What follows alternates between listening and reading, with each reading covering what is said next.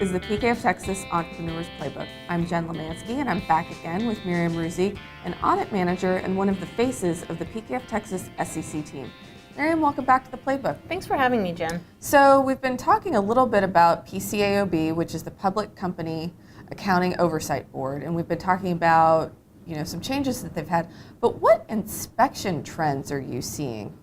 So one of the inspection trends that's going to be continuing from 2018 is their focus on internal controls and especially how auditors are auditing internal controls. They're going to be looking at how management is remediating any issues with controls. So this would be any errors or deficiencies in the controls management sets up to prevent fraud and errors in the financial statements. The PCAOB is really concerned with that, especially around things like cybersecurity and some of the other fraud issues that have been impacting larger public companies and trickling down into smaller public companies. That's also an SEC focus, but now the PCAOB is looking at how auditors are going to be looking out for that as well.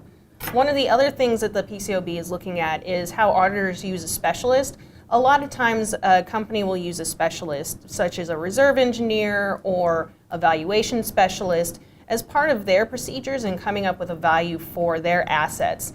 The PCAOB is going to look into how auditors use that specialist, but also how an auditor might use their own specialist as part of audit procedures, and how they manage the specialist, how they do oversight, because the auditor is really in charge of the audit. They can't just hand it over to a specialist. Exactly.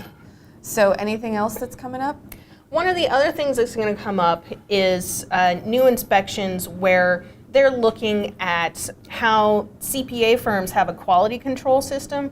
That includes things like partner or director review, how they train their staff, document retention, whether or not they're keeping track of their internal trainings. Those kinds of things are very important to the PCAOB. It's not just how they perform an audit, but how they work as a company.